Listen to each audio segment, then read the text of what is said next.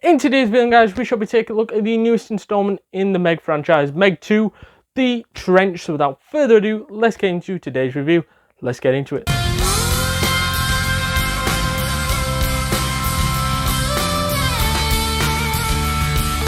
So I thought then that this movie sequel was good. I enjoyed it. I think it was entertaining. I think it was thrilling. I think it was quite comedic in parts as well, which gave off a nice comedic vibe and a family feel to the movie, in which the first one sort of had as well, and didn't take itself too seriously. Obviously, it weren't on the level of like a Jaws, but it weren't on the level of a Jaws 3 neither. So I feel that it was a solid movie in the middle sort of shark range of movies. I think it was on sort of the same level as the first one. I wouldn't say it's better, I wouldn't say it's worse.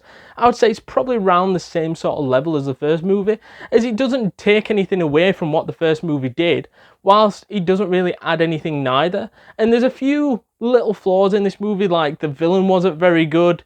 That is the human villain, because I don't know why they decided we need to start creating this sort of plot in the background. It felt like a whole distraction with Driscoll and Jess as the main villains, as they tried to sabotage the submarine so the people at the bottom in the trench could not be saved because their capsules broke down, and they found an underwater base, which was actually Driscoll's submarine base, where she was mining down in the trench this element, which is very rare, so that she could make billions of dollars just for mining this material. And I think that element of things sort of didn't belong in this shark movie. I think it was a good plot line, although it wasn't utilized correctly, as I felt that it was a little bit of a distraction. It was a fun distraction to go down, don't get me wrong. However, when they started getting picked off one by one, either by the Meg or by just Jason Statham's crew, it was sort of like, this villain is absolutely shite. Although I think what they tried to do, you can see what they tried to do, and to me, I weren't really bothered about that angle anyways. If you'd have took it out, it would have been the same movie. If you had it in, it was the same film, and I don't think that necessarily that little plot line needed to be in there.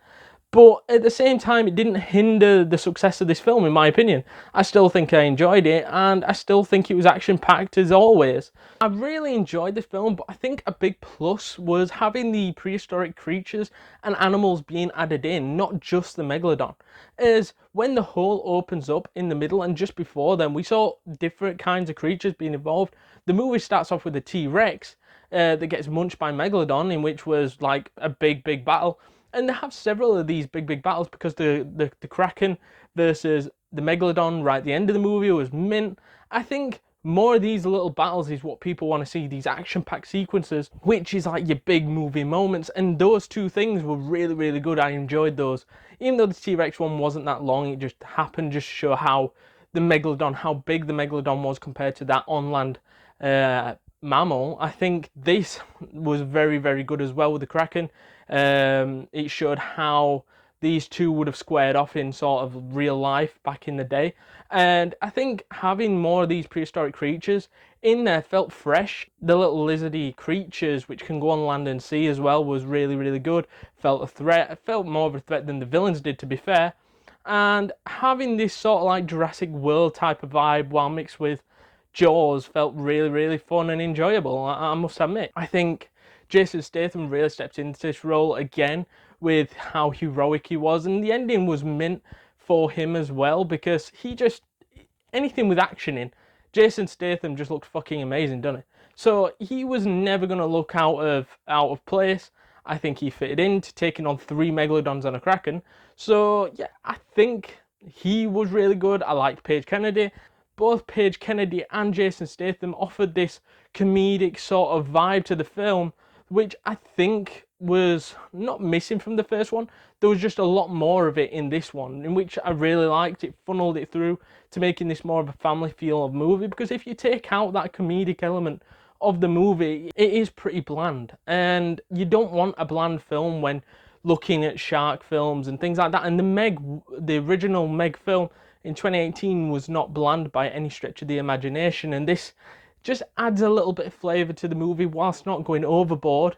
It does offer a little bit of like, that was pretty funny, and added to what the movie was bringing together. So to summarise the second installment in the Meg franchise, I do believe this was a solid movie and did a good job presenting what the original one did, whilst also changing it and making it different from the last movie.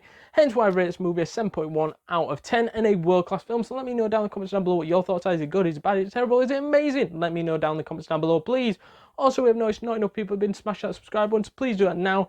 Hit that like button, hit that notification bell, and I shall see you guys in the next one. Laters.